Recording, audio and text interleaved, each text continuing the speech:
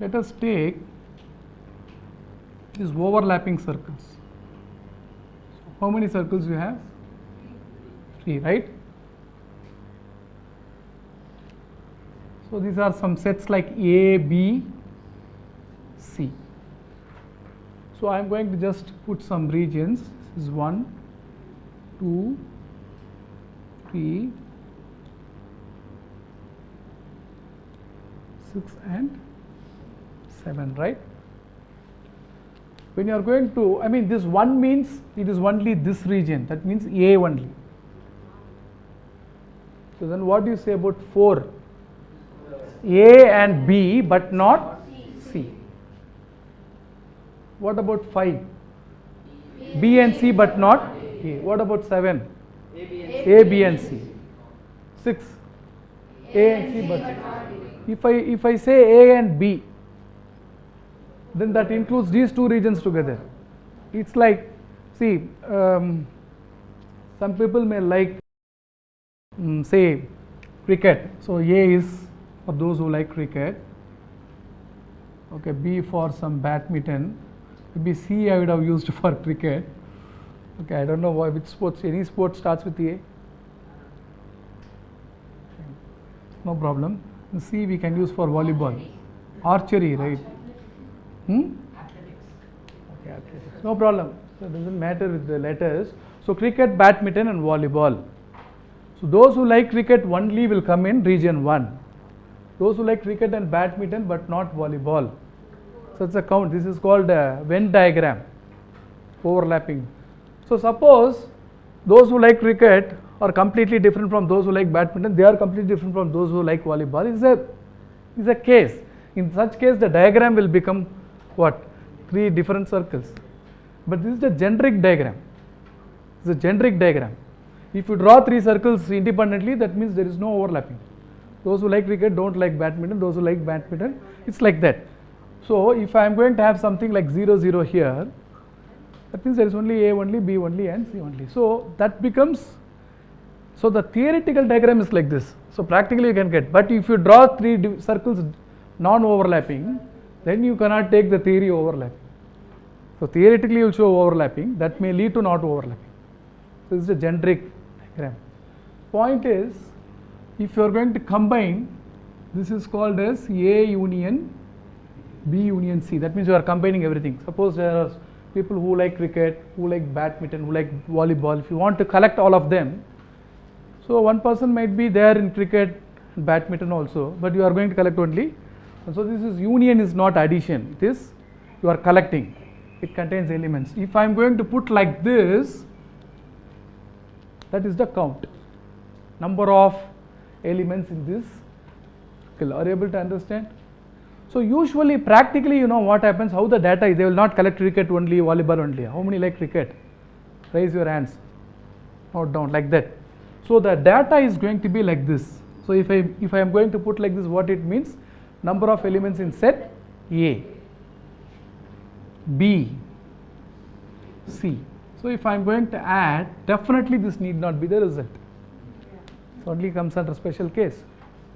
So here what I am going to ask is, finally we should, in our collection we should have collected region 1 once, region 2 once, each region only once, not more than once. So we need to deduct. So let us concentrate on the regions. Okay, so you tell me, what about 1? Is it collected properly or not? Why 1 has no trouble? Because 1 is not present. 1 is only those who are A only will come here. So it is definitely you are not going to collect in B or C. So there is no extra counting as far as 1 region is concerned. What about 2? What are all the regions that will not have trouble? 1, A, B, C are sets. I am talking 1, 2 and 3. Correct? Tell me regions which are overcounted. 7. But they are not overcounted in the same sense. Why? 4 is counted extra, 4 is counted twice, that is extra once. Why 4 is only extra, twice? It is counted in A as well as B. What about 5? B and C. 6? A and C. 7? Thrice. So what we do, we actually do this. A intersection B means overlapping, but A intersection B is this together. So we can't adjust, I mean, both the extra counts in, because certain extra counts are, I mean, actually they are counted twice. There is only one extra count. The other one is counted thrice. There are two extra counts. So what we do is we go in rounds. First we will concentrate on the two extra counts. We will do the adjustment. So A intersection B, A intersection C. So you deduct once. In this round what happens?